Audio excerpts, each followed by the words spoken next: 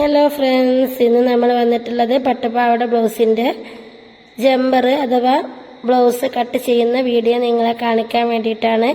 അപ്പം ആദ്യം തന്നെ നമ്മൾ ലെങ്ത് എത്രയാണോ നോക്കുക. ലെങ്ത്തിന്റെ കൂടെ 1.5 ഇഞ്ചാണ് നമ്മൾ സാധാരണ കൂട്ടല്.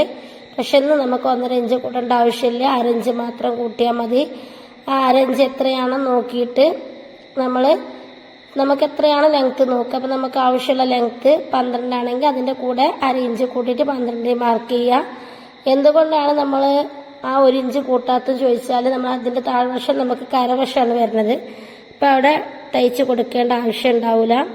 അപ്പം നമ്മൾ ഇനി ഒരു സ്കെയിൽ ഉപയോഗിച്ചിട്ട് നമ്മൾ ഈ 12 മാർക്കിങ് കൊടുത്തിട്ട് ജസ്റ്റ് ഒന്ന് കട്ട് ചെയ്തെടുക്കുകയാണ്. അപ്പം നമുക്ക് തുണി വേസ്റ്റ് ആവാതെ ബാക്കിയുള്ള തുണി ബാക്കിയുള്ള ആവശ്യത്തിന് വേണ്ടി നമുക്ക് എടുക്കാം.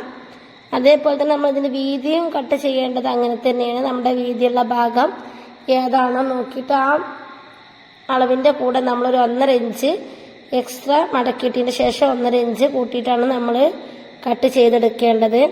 അപ്പം നമ്മൾ നമ്മുടെ വീതി നോക്കി, അപ്പം ആ വീതി നമുക്ക് എത്രയാണ് നോക്കുക. അതിനനുസരിച്ച് ഇപ്പം നമ്മൾ ഉദാഹരണം പറയാം, ഒരാളിപ്പോൾ 28 ഇഞ്ച് 28നെ 4 കൊണ്ട് ഹരിക്കുക. അപ്പം നമുക്ക് 2 കൊണ്ട് ഹരിക്കുമ്പോൾ 14 കിട്ടും, 4 കൊണ്ട് ഹരിക്കുമ്പോൾ 7 കിട്ടും. 7ന്റെ കൂടെ 2 കൂട്ടി 9 ഇഞ്ചാണ് വരിക.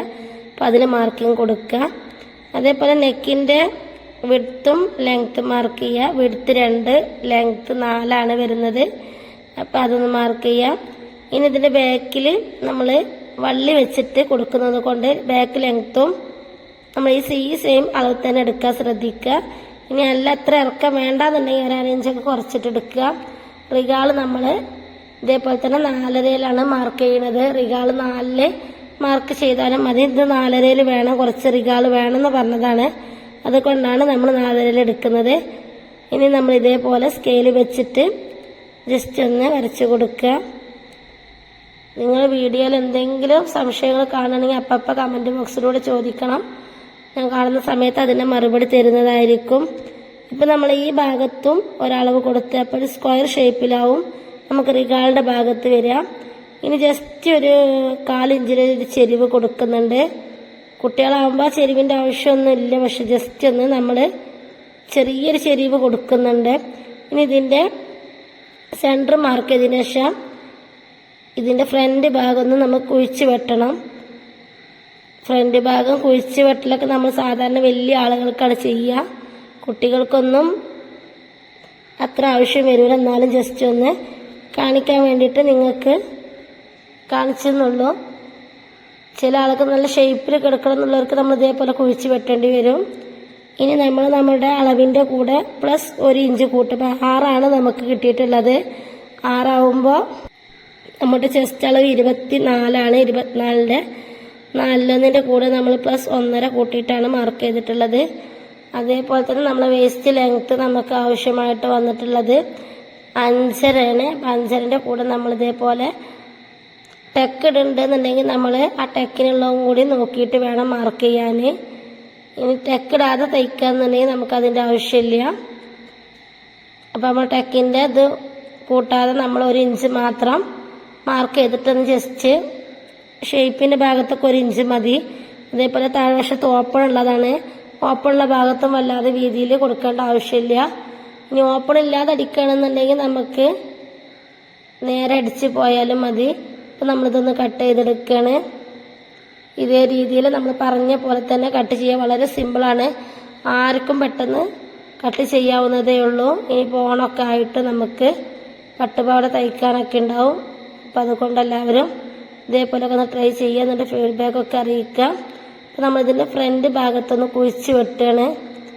തുണികൾ കട്ട് ചെയ്യുമ്പോൾ പട്ടൊക്കെ ആകുമ്പോൾ കുറച്ച് ബുദ്ധിമുട്ടുണ്ടാവും. ഇനി നമ്മളിതിൻ്റെ തേര് ഭാഗം തയ്ക്കാൻ വേണ്ടിയിട്ട് ബ്ലൗസിൻ്റെ ഹുക്ക് വെക്കുന്ന ഭാഗം ഉണ്ടല്ലോ, അവിടെ തയ്ക്കാൻ വേണ്ടിയിട്ട് 1.5 ഇഞ്ചിലും ഒരു 2.5 ഇഞ്ചിലും ഒരു തുണി മാർക്ക് ചെയ്തെടുത്തിട്ടുണ്ട്. ഇനി നമുക്ക് ആവശ്യമായിട്ടുള്ളത് കൈ നമുക്ക് അടിക്കണം. അതേപോലെ തന്നെ കയ്യിന് തുണി കണ്ടെത്തണം. അതിന് വേണ്ടിയിട്ട് ഇതേപോലെ നമ്മൾ പഫ് സ്ലീവ് ആണ് തയ്ക്കണം. പഫ് സ്ലീവ് ആകുമ്പോൾ നമുക്ക് എത്രത്തോളം വീതി കിട്ടുന്നോ അത്രത്തോളം ഭംഗി കൂടും. അതുകൊണ്ട് അതിനനുസരിച്ച് നമ്മൾ വീതിയിലെടുക്കാൻ ശ്രദ്ധിക്കുക. വീതി കൂടുന്നതിനനുസരിച്ച് നമുക്ക് ഇതിന്റെ സ്ലീവിന്റെ ഭംഗി കൂടും. അപ്പോൾ നമ്മൾ ഇതേപോലെ തുണി രണ്ടായിട്ട് മടക്കിയിട്ടതിന് ശേഷം ജസ്റ്റ് ഒന്ന് നമ്മൾ ഇതേപോലെ 4 ഇഞ്ച് ആദ്യം മാർക്ക് ചെയ്യുക. ഈ 4 ഇഞ്ചിൻ്റെ എന്തിനാ മാർക്ക് ചെയ്യണമെന്ന് വെച്ചാൽ നമ്മൾ അവിടെയൊക്കെ ഒരു കട്ടിങ് ഇട്ട് കൊടുക്കണം. ഈ 4 ഇഞ്ചിൻ്റെ അപ്പുറം ഇതിനുള്ളിൽ നമുക്ക് തുണിക്ക് വേണ്ടിയിട്ട് നമ്മൾ എന്ത് ചെയ്യണം, ഞെറിവിടാനുള്ളതാണ്. ഇനി നമ്മൾ ഇതേപോലെ ജസ്റ്റ് ഒന്ന് സ്കെയിൽ വെച്ചിട്ട് വരച്ചെടുക്കുക.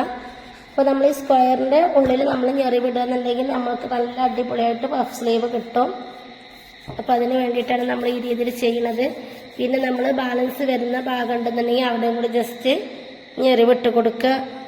ഈ 4 ഇഞ്ചിൻ്റെ ഉള്ളിൽ നമ്മൾ എന്തായാലും നമ്മൾ കട്ട് ചെയ്യുമ്പോൾ ഇതേ രീതിയിൽ കട്ട് ചെയ്യണം. ആ 4 കഴിഞ്ഞതിന് ശേഷം മാത്രമേ നമ്മളിങ്ങനെ കുഴിച്ച് വരക്കാൻ പാടുള്ളൂ. അതുകൊണ്ടാണ് നമ്മളിങ്ങനെ അവിടെ ഒരു ബോക്സ് പോലെ നമ്മൾ വരച്ചെടുത്തിട്ടുണ്ട്. നിങ്ങൾ വീഡിയോ ഇഷ്ടപ്പെട്ടാൽ ലൈക്ക് ചെയ്യുക, ഷെയർ ചെയ്യുക, കമൻറ്റ് ചെയ്യുക, സബ്സ്ക്രൈബ് ചെയ്യുക.